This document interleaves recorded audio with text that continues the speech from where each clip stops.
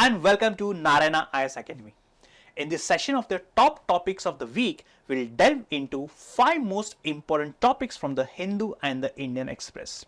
So let's explore each topic in depth so that you're well informed and prepared for the examination. So let's kick off with the first topic. Students, the title of the next topic is, in a signal to China, Modi says Quad not against anyone but here to stay. Now in this article, understand about the outcome of the recent Quad summit, right? You can map this under GS paper to international relations. A PYQ, Quad is transforming itself into a trade bloc from a military alliance in present times, discuss, right? So here you need to understand about the dimensions under Quad. Now recently the Quad leaders summit took place in the United States. Among growing global tensions and strategic shifts in the Indo-Pacific region, which means with respect to changing the situation or condition in the Indo-Pacific region and the global tension, this summit was very important. First of all, what is Quad? Quadrilateral Security Dialogue, also known as Quad, is a coalition of 4 countries. Which are these 4 countries? India, Australia, US and Japan. There are few commonalities in between these countries. For example, all these 4 countries are a democratic nation and they have a mutual interest in ensuring maritime trade and security is peaceful in the Indo-Pacific region, which means there should be no hindrance or obstacles in the maritime trade and security. This is the mutual interest of all these 4 nations as well as the other nations. This concept of Quad was first proposed by the Japanese Prime Minister in the year 2017. But now in the year 2017, this group revived. Why? Because of the way China is trying to assert herself in the Indo-Pacific region.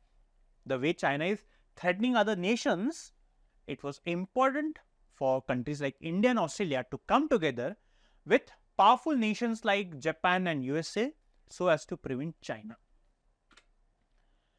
What are the objectives of Quad? 1. Ensuring maritime security and freedom of navigation and overflight in the Indo-Pacific.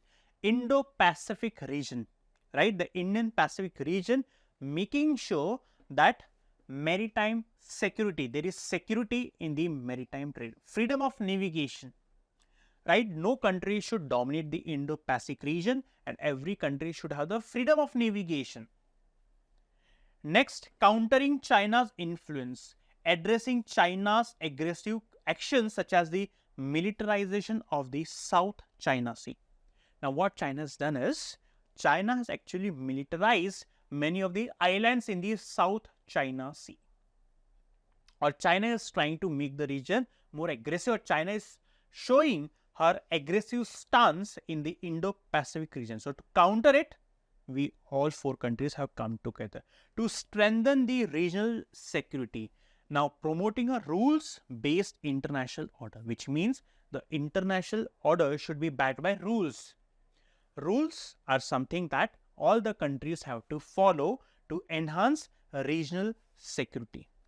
To make sure everything is smooth and the region is stable and secure, every country should abide by the rules.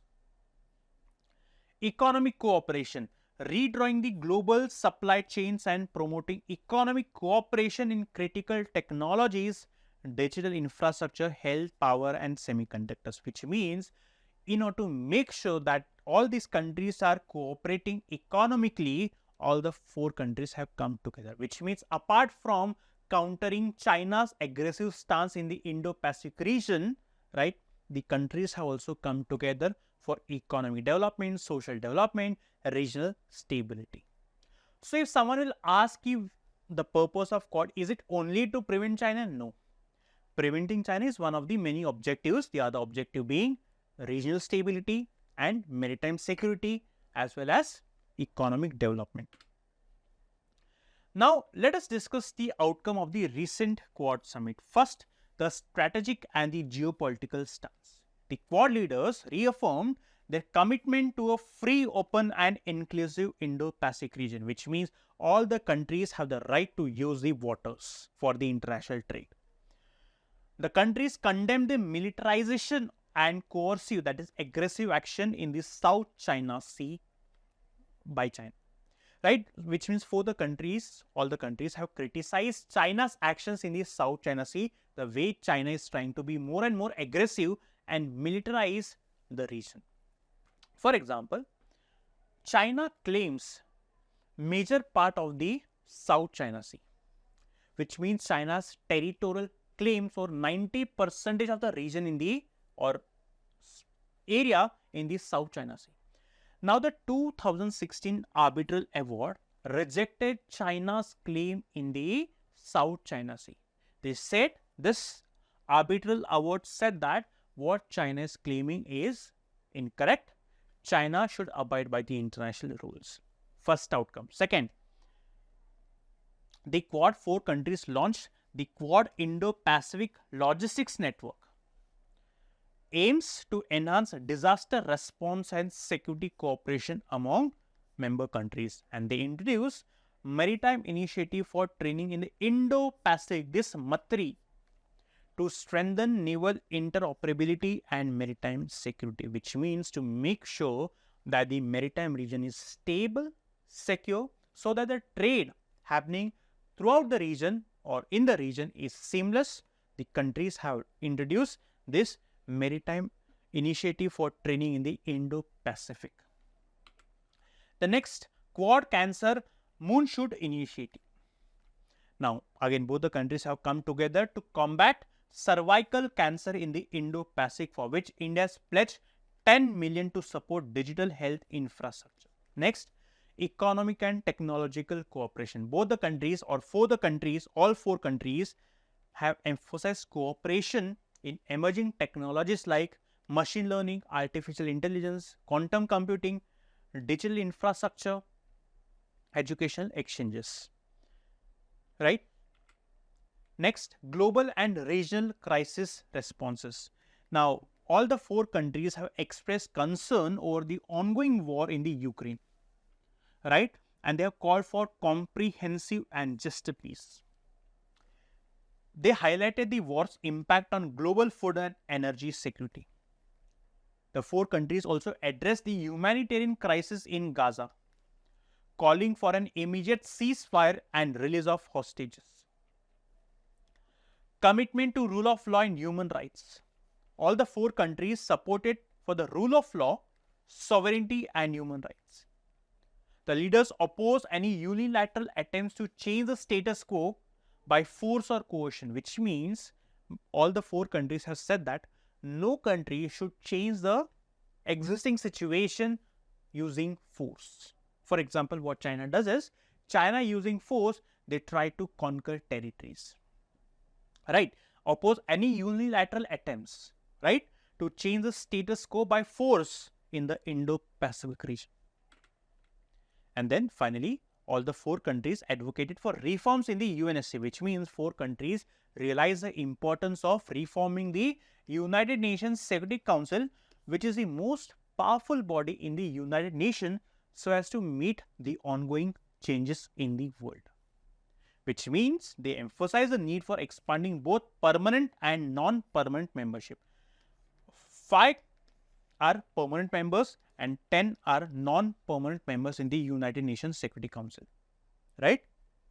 So, both the countries or 4 countries have realized the need to expand the membership of the United Nations Security Council to reflect the ongoing changes and ongoing realities, right? I hope you understood the article. Next article that we'll be discussing about is weighing in on business as usual with China. So this particular article discusses about the relations or the ties that India has with that of China, as well as the concerns we have with respect to that of the border issues, the economic ties, etc. is actually spoken over here. At the same time, it also talks about the alarming or the potential risks of allowing increased Chinese FDI into India.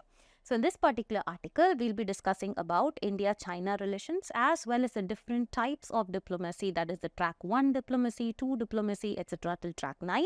And this particular topic becomes very, very important for both your prelims as well as the mains examination, specifically mapped to GS paper 2, bilateral, regional and global groupings and agreements involving India and or those affecting India's interests. Now moving forward, there has been a previous year question asked in the mains examination in 2009 with respect to that of China using its economic relations and positive trade surplus as tools to develop potential military power status in Asia. That is, China actually acquiring infrastructure of the neighboring countries such as Sri Lanka, etc. has actually been asked in the exam. So, India-China relations, that is India with respect to that of its bordering countries, that is immediate neighbors, extended neighbors and those of the bilateral relations that India shares with other countries like US as well as Southeast Asia, Russia, etc. becomes very, very important. And also the effect of policies and agreements that are actually signed globally, what does it actually have for India? The implications become even more important for your mains examination. So now let us actually discuss about what this particular article is discussing about. It basically talks about India-China relations, okay? First one, the border issues. That is, despite India and China having some kind of progress in, negotiating on the border ties, India and China have not yet fully resolved the border disputes with continued military presence in the key areas such as the Depsang Plains as well as Demchok. So, location of these areas on your atlas becomes very, very important. Next one, China's economic demands. Here, China seeks better business conditions in India, but it has actually shown no intent to address India's trade deficit or the market access issues. The next one, economic policy debate. The Economic Survey of 2024 had actually suggested that you need to leverage, that is, India has to leverage the Chinese investments in order to boost India's global supply chain participation. But this particular approach faces criticism due to there are potential security risks if we actually leverage Chinese investments in India, and also there are economic dependency. Next one is the strategic risk. So, unchecked Chinese FDI could actually, that is the foreign direct investment into India, if it is actually unchecked, that could threaten India's strategic interest as China aims to dominate critical sectors like, like energy, etc., and strengthen its global economic influence. The next is policy recommendations, okay? So, India should adopt a selective approach, allowing the Chinese investments only in sectors that actually align with the strategic as well as security interest of India. Now moving forward, what is more important for our examination is to understand this kind of what is diplomacy, okay, this particular term, and what are the different types like multi-track diplomacy, track 1 diplomacy, etc. So diplomacy is nothing but it is a practice of managing the international relationship. How do you manage it? Either through dialogue as well as negotiation between the representatives of the state to further a country's interest and also resolve the conflicts peacefully. For example, you will actually hear that India has had negotiation with that of Bangladesh, with that of Pakistan, Russia, etc. in order to resolve the conflicts peacefully. And this is nothing but it is a key instrument of the foreign policy and involves non-violent strategies in order to strengthen a state's position globally. So this is the concept of diplomacy. Through negotiations, you solve the conflict between two countries like India, Pakistan, etc. Now moving forward, let us actually look into the concept of multi-track diplomacy, okay? So it is a comprehensive approach that integrates all the tracks to address complex global issues, recognizing that effective peacemaking and conflict resolution, this actually requires a collaborative effort from multiple stakeholders and the government. That is nothing but in order to maintain peace and in order to resolve conflicts, what do we need? We need a collaborative effort, and this can not only be done by the government but also it has various other stakeholders over here. So that is what we will see.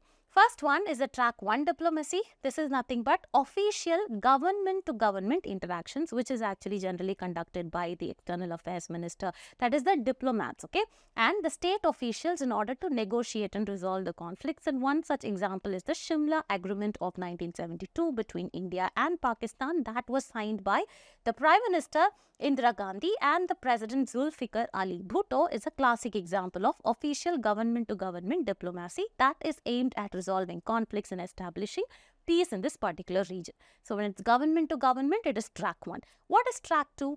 This is unofficial and informal engagement by the non-state actors also. Here you have the involvement of the non-governmental organizations like the NGO.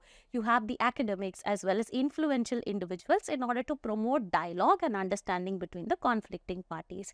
One such example is the Neem Rana dialogue between India and Pakistan, which was initiated in the year 1990, involved retired military officials, diplomats as well as academicians from both the countries, and this aimed to build mutual understanding and also reduce the hostilities between two parties. Next one, there is something called track 1.5 diplomacy. This is nothing but a blend of official and unofficial negotiations involving both the government and the non-government representatives. Here the example is the back channel talks between India and Pakistan in the early 2000s, where we had both the government officials and retired diplomats engaged in the dialogue to reduce tensions and also explore solutions in the Kashmir conflict, that is in the J&K region. Now moving forward is the track 3 diplomacy, okay. So this is nothing but business interactions. This is actually aimed at peace building through economic opportunities and fostering international understanding. And here better example is India's economic cooperation with Bangladesh, including initiatives like the line of credit, that is the LOC, extended to Bangladesh for their infrastructure projects.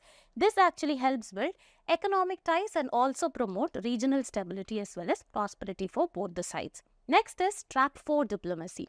This is nothing but the citizen diplomacy involving individual efforts as well as exchanges in order to foster goodwill and mutual understanding. Example is Aman Ki Asha initiative between India and Pakistan that was launched by the Times of India and the Jang group in Pakistan. This promoted people-to-people contact and cultural exchanges in order to foster this particular idea of goodwill and better mutual understanding.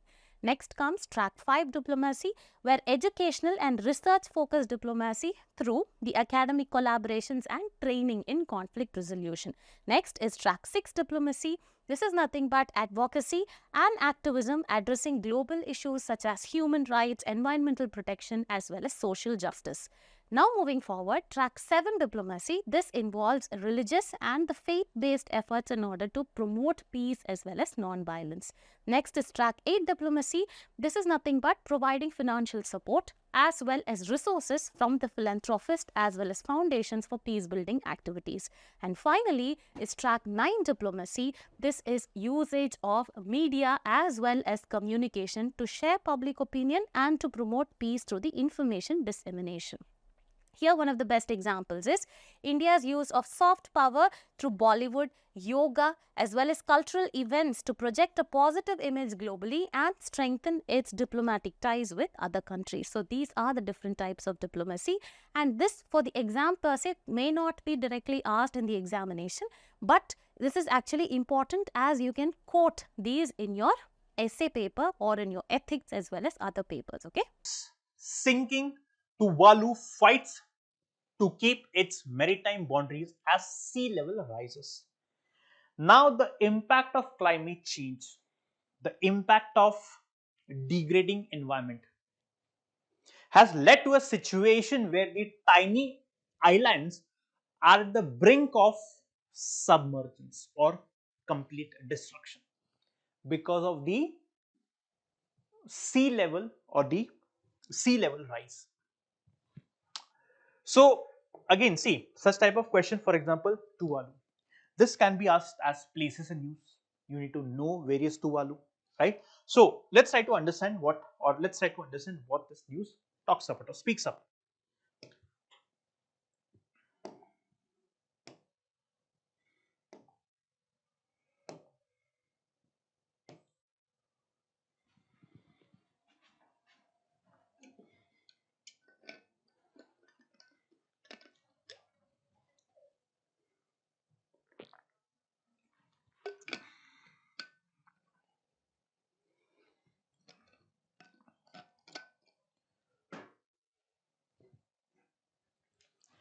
Now, again, as it's a topic of climate change, you can mark this under GS paper 3.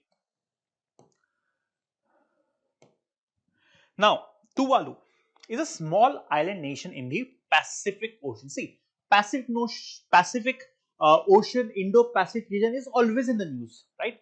So all the small archipelagos, the islands in the Indo-Pacific region, make sure whichever island comes in the news, make sure that you are marking that place in your atlas map, so that before the examination you know that this place was in the news. For example, they might ask you a question: which of these following islands falls under the Pacific Ocean, right? And as a reason, it is important to make sure that you are aware of all the islands mentioned in the news, right?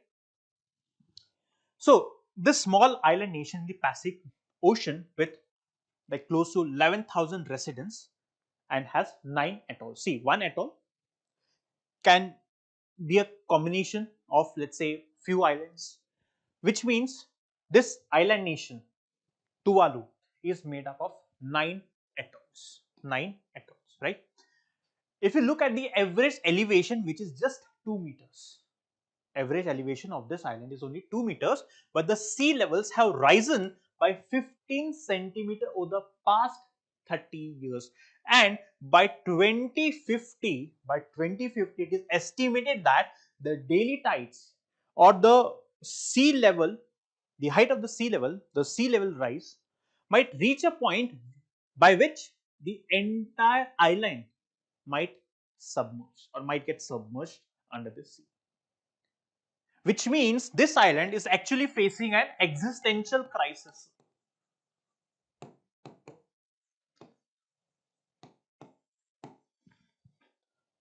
because of the rising sea level.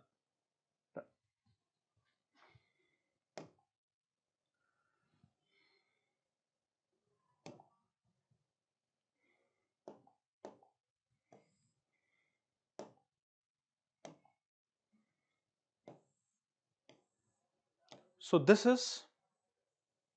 is where the island is. So please, you have Google Maps, you have Atlas, try to take or try to leverage technology and try to find out this location in your Google Maps Atlas, and make sure that you mark this location in your Atlas, because Atlas book is the one that will be revising before your prelims examination. So make sure that you are marking and noting this particular location.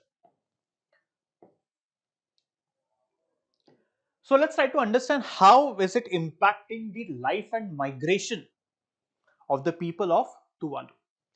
The saltwater intrusion The saltwater intrusion has contaminated groundwater, leading to reliance on rainwater and central garden for vegetables, which means that there is no option, they cannot rely on the groundwater. Why? Because of the intrusion of salt. And as a reason, they are, in order to make sure that the island does not get submerged, they are constructing sea walls and artificial land, right, to combat the rising sea levels, right? Now, this island nation has signed a treaty with Australia which allows 280 people from the island nation to migrate annually. This is how severe the condition has led to or become in this tiny island nation Tuvalu in the Pacific Ocean. Talking about the geography, we have discussed Central Pacific Ocean, which is halfway or which is located halfway between Australia and Hawaii. 9 atolls. It is made up of 9 atolls, right? The capital, very important. Make sure that you remember the name, right? The Funafuti is the capital, and which is home to over half of the population, right? Economy based on subsistence farming, fishing, which means it's a not a modern society, not a modern country, right? Revenue sources, fishing licenses, remittances, and leasing the internet domain, right? Then challenges: the land area is small, not favorable for agriculture or mass production of crops. Environmental concerns, highly susceptible to climate change and the sea level rise, right? Social, now these points are not that important, but important is to understand the importance of the location Tuvalu and how climate change. For example, in case you come across a question on climate change as a case study, as an example, you can mention about this tiny island Tuvalu, right? So there's strong emphasis on the cultural identity. For example, many people say that culture is what makes a nation. This is how serious they take about their own culture and take pride about their culture, right? And in case they relocate to some other place, then they fear that their culture might get endangered, and that's the reason many of the people are not willing to relocate to some other place despite knowing the risk of the submergence of the island.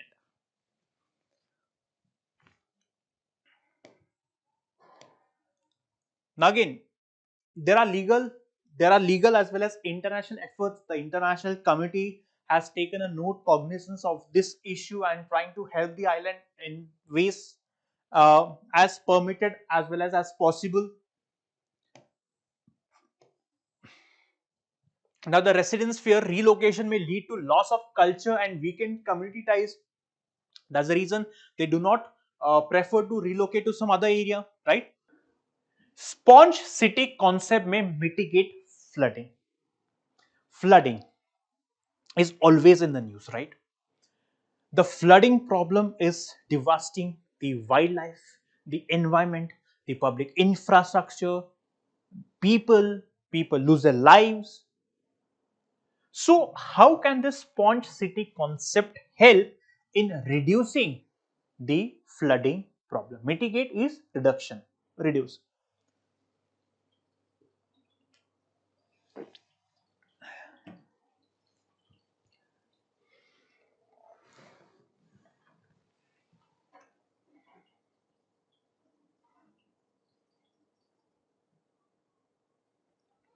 Okay, so let's try to understand this concept of spawn city, and you can mark this for prelims as well as means. In GS paper 3 we have environment and ecology, and you can mark this under GS paper 3. Now, what is the context? Guwahati, right? Now this city has often experienced the problem of flooding. This concept is not only particular with respect to the city of Guwahati, but it is also applicable to the major urban cities like Delhi, Mumbai, Hyderabad, etc. Right? Now, given that these cities actually experience the problem of urban flooding, which actually brings the city to a standstill, right? How can the urban planning adopt innovative measures to mitigate the impact of flooding is something that we are going to understand in the third topic, right? What is sponge city concept? You know, what is sponge? The sponge can actually soak water, right? For example, let's say we want to suck the water from a particular place. We use sponge. We make the sponge wet, that is, we absorb the water in the sponge and then we actually drain it, or we can actually use this water in an area where there is water scarcity. And this is similar to what we understand by the term sponge city concept, right? This is the simplest definition or explanation. Uses natural landscapes, river, lakes, natural landscapes, ponds, green infrastructure to absorb, right, to store water and gradually release water, reducing the impact of floods and improving water availability. Which means whenever there is excessive rain, you either allow the water to permeate, sink into the ground, or store it and use it whenever you require water. This is a holistic approach to deal with the situation of water scarcity or urban flooding. And which are the key elements? Key elements, for example, if you see in the map, yeah, rain. Here we have a green roof building which stores water. Then ultimately the water drains, gets stored or permeates into the ground. So permeable surfaces. So the sponge city concept, it incorporates, that is, it includes the permeable surface, that is surfaces that can help water to sink into the ground. Green roofs, rain gardens and restored wetlands to manage water sustainably. These are the key elements of the sponge city concept.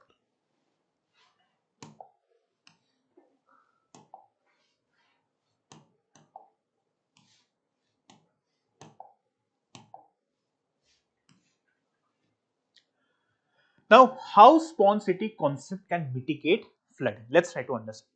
First, it will again say this can be a question asked in the mains examination as well. You can get a 10 marker question. The question can be how the sponge city concept can mitigate or can help in reducing the flooding problem which the major cities of a country are grappling or facing. It converts the urban surfaces, right, into permeable zones, which means we ensure that the urban surfaces are converted into permeable zones, which means, let's say for example, we make a surface or the urban space is converted so that water can actually sink into the groundwater, which means this permeable surface will reduce the surface runoff, right? The second, restoration of natural water systems. Natural water system, we have water bodies, rivers, lakes, right? So we revive, for example, the area where we see that the level of water has gone down, we revive that natural ecosystem or natural water body so that we ensure that there is efficient water drainage system.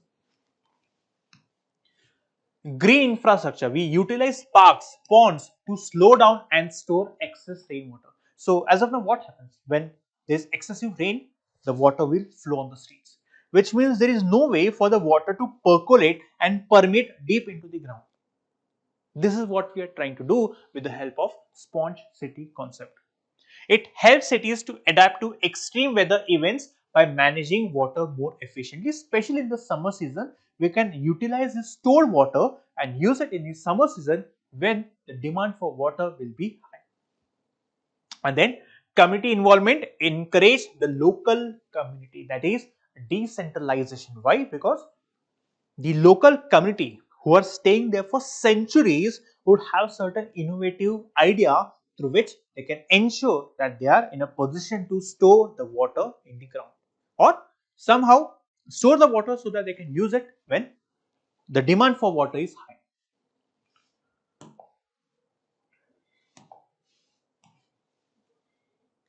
Now again, these are the examples that you should mention.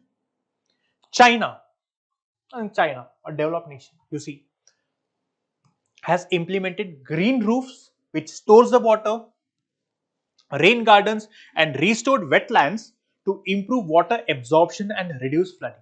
So when there is absorption, when the water is getting absorbed, the runaway or the runoff gets reduced, right?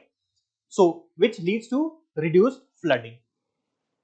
This city has constructed underground reservoirs to store the water and storage tanks to capture and use rainwater, right?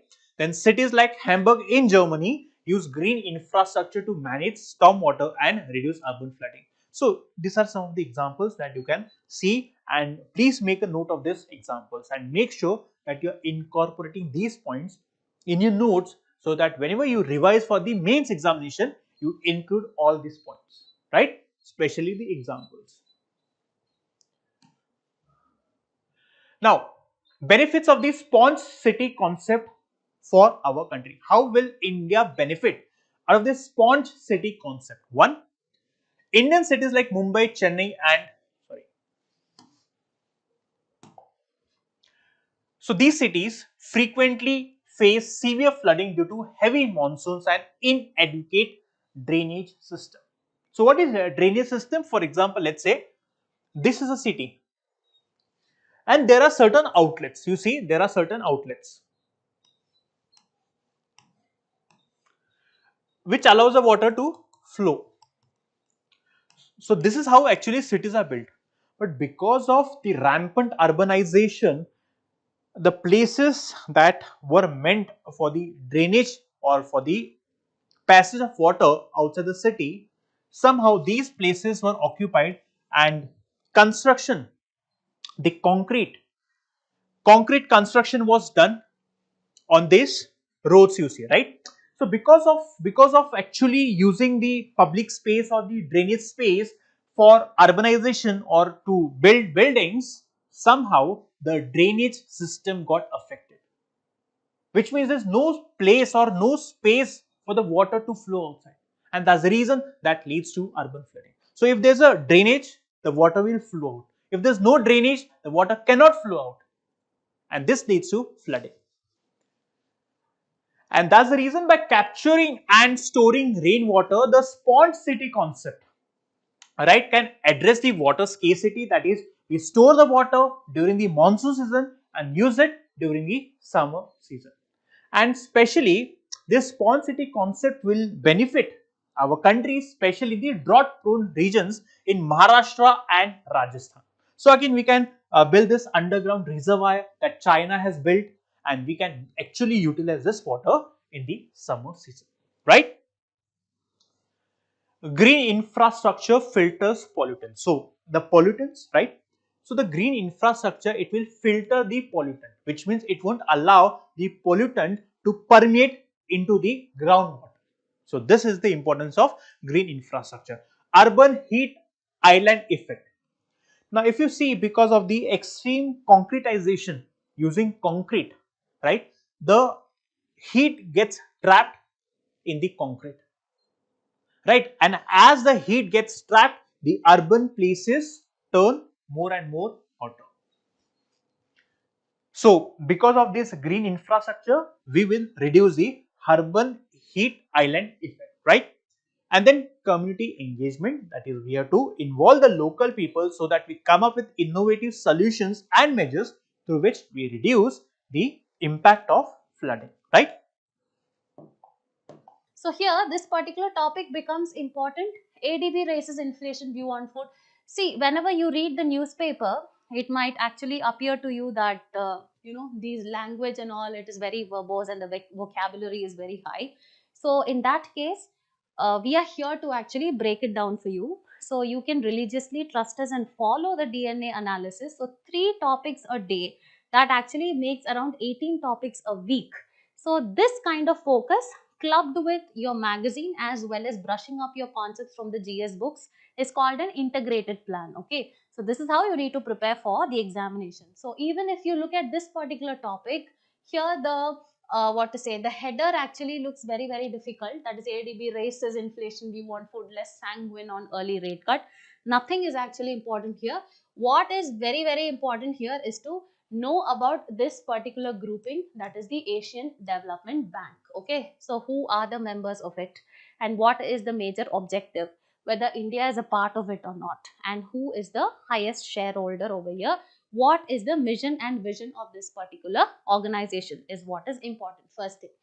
Next one, there is something called inflation that is actually spoken in this article. So inflation as a concept is very very important for your examination. Okay, it can either come in your prelims examination or in your mains. So here it is important for us to know what is inflation, what are the different types of inflation, what are the policies, I mean what are the guidelines or the policies that the Reserve Bank of India actually follows in order to actually keep inflation under control.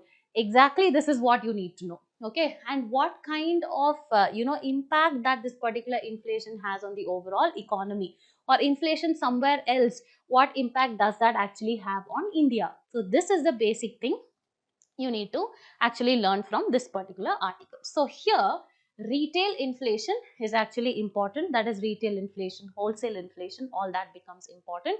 So this particular topic is very very important from your prelims perspective under economy, and under mains perspective it is under GS paper 3 economic development. So now let us actually move forward.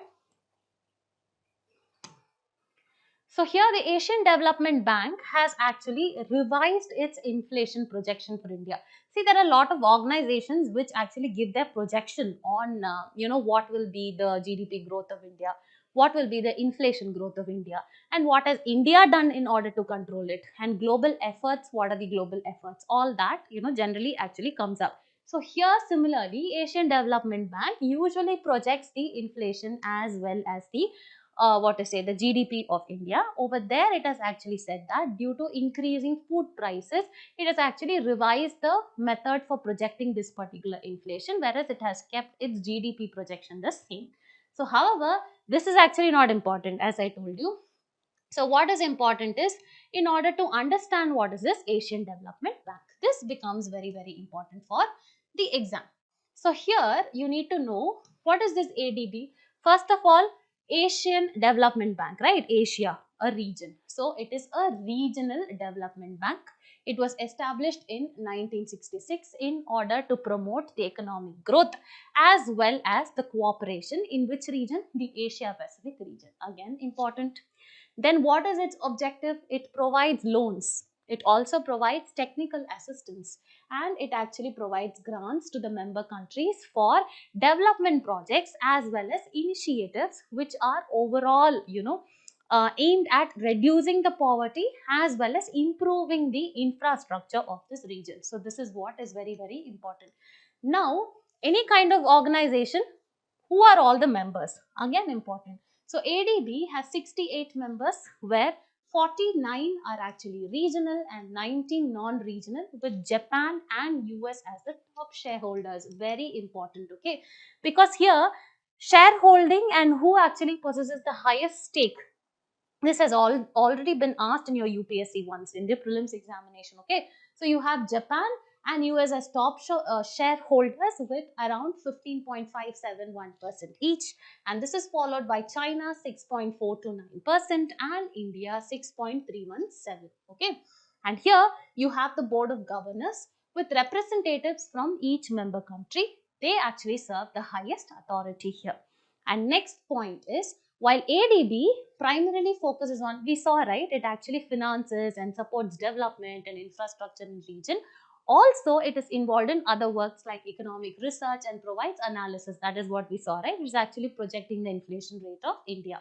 So how does it do it? It actually does not directly collect the inflation data, and ADB uses the available national statistics, okay, to forecast the inflation trends and assess the economic conditions in its member countries, therefore offering the policy guidance as well as insights in order to control inflation.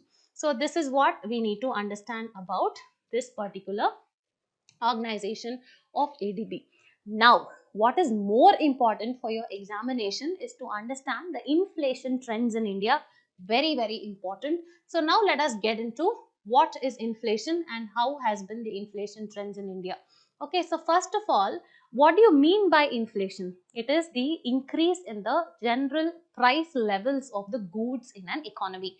So what happens if there is a particular good, and if there is an increase, for example, this pen is a good, okay? So if it is actually 5 rupees today and gradually it increases to 10, 15, etc., and this actually takes place in an economy, this is called as, so the general price level increase in an economy of a good is called as inflation. So first, now we've actually understood what is the meaning of inflation. This is actually general increase in the price level of goods. So this is called as inflation. Now moving forward, let us understand what is actually the structure of inflation in India. So retail inflation in India is measured by something called as consumer price index. Consumer price index is nothing but this actually measures the rate of increase in the price level at the consumer level of the goods that the consumer actually intakes. For example, food, fuel, clothing, housing, as well as services. So this is what CPI does, and it is an indicator of how much inflation is actually taking place at the consumer level. Okay, so this is what it is, or at the retail level. And food and beverages, they actually account for nearly 45% of the CPI basket, and thereby it actually acts as a significant driver of the overall inflation. Now moving ahead, it is important for us to know what are the factors influencing the food inflation. Okay, first one is supply side constraints. So what do you mean by supply side constraints? When the supply is actually less, and when the demand is actually more. So when supply is less and when the demand is more, then ultimately there will be increase in the price level of a commodity. Okay, so here why there is a supply, why supply is actually less? There are vagaries of nature, that is weather patterns such as monsoon variability, floods are there, droughts, all this can disrupt the agriculture production, and when the agriculture production is less, what happens? It affects the supply of essential commodities such as the cereals, vegetables, fruits, etc., pulses, etc.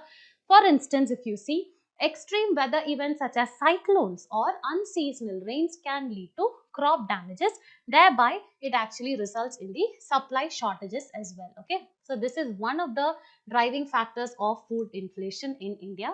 Next one is the global commodity prices. Let us actually see how does this actually become one of the contributor of inflation. That is, India is a major importer of edible oils as well as pulses. Okay, so what happens? Any kind of fluctuation that actually happens in the global prices of these commodities, driven by factors of, there are geopolitical tensions, any kind of war, okay, near this Strait of Hormuz or the Red Sea, etc., because these areas like West Asia, Central Asia, all these regions are happening to be extremely volatile.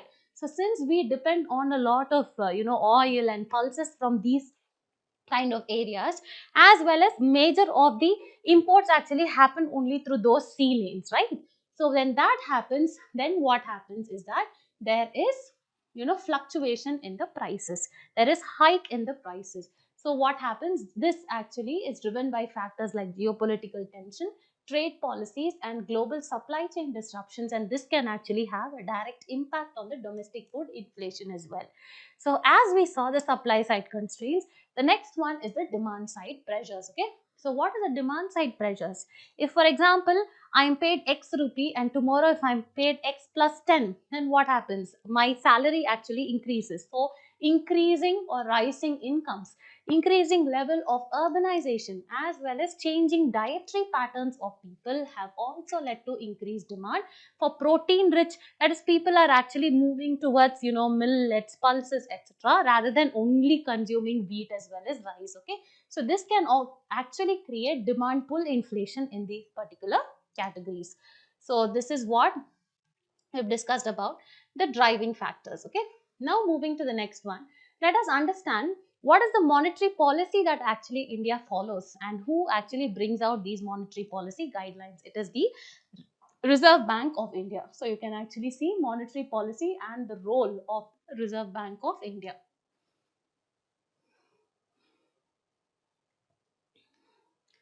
So just a minute.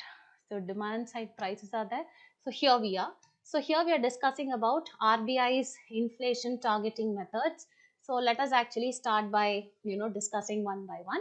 RBI's inflation targeting framework. The RBI actually operates under a flexible inflation targeting framework with a medium term target of around 4% of the CPI inflation. That is, it actually targets to have inflation of around 4% or within a band of 2 to 6%.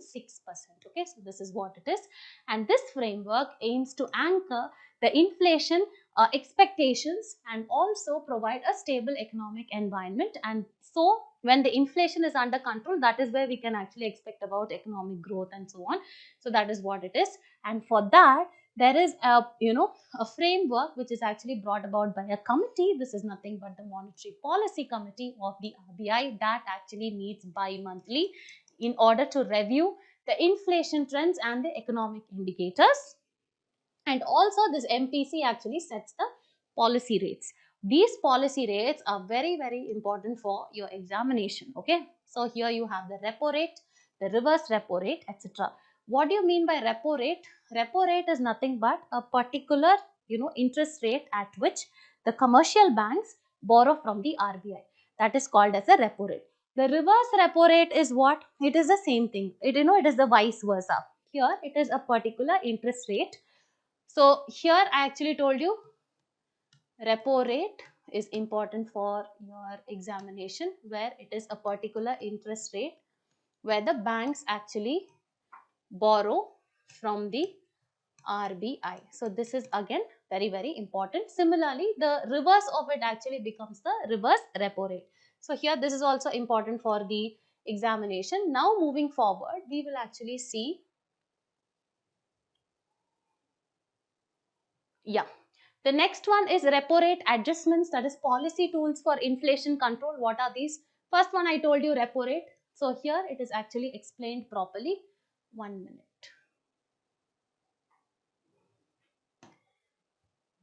Here. So the repo rate is nothing but the rate at which the RBI lends to the commercial banks. This is called as repo rate. Okay. So when the repo rate, that is the rate of interest at which the banks actually borrow from the RBI, if this actually increases, then what happens? Borrowing becomes very, very costly. So this actually arrests the liquidity or the liquid money in the economy, and this is actually used as a tool in order to control your inflation. So this is what it is. So by increasing the repo rate, the RBI actually makes borrowing costlier, thereby reducing liquidity and cooling down the demand driven inflation. Conversely, if you see a reduction in the repo rate, in case the repo rate is actually decreased, what happens? It actually expands. That is, there is more liquid cash in the economy. So that makes the credit cheaper, stimulating the economic activity. The next one is open market operations. What do you mean by open market operations? This is a phenomenon where the RBI actually buys or sells the government bonds, securities, etc. in the open market in order to regulate the money supply. For example, if there is too much liquidity in the economy, then what happens? The RBI actually sells the security to the consumer and gets the money, thereby limits the amount of liquidity or liquid money in the economy, and thereby this actually controls the increase in the inflation also. So this tool is used to manage the liquidity conditions and influence the short term interest rates. The next one is the cash reserve ratio and the statutory liquid ratio. Okay, so the RBI accordingly can also adjust the CRR as well as the SLR requirement for the banks in order to control the money supply and ensure the financial stability. So what do you mean by cash reserve ratio? Cash reserve ratio is nothing but it is a particular amount of money that a bank must have as a reserve in the RBI. So that is called as cash reserve ratio, and statutory liquidity ratio is what a bank has to maintain in terms of liquid cash, gold, it can be security, etc. So that is called as your SLR, and this can actually be changed accordingly, that is increased or decreased in order to control the money supply and also to ensure the financial stability. Okay, so this is what it is. Now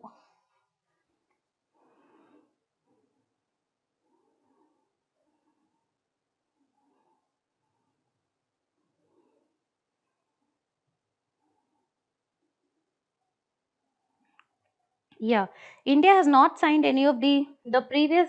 There has been a doubt asked by Prashant, like has India signed any of the above nuclear agreements or not? No, India is actually not a signatory of any of the agreements, and so here with this we've actually done with this particular topic as well.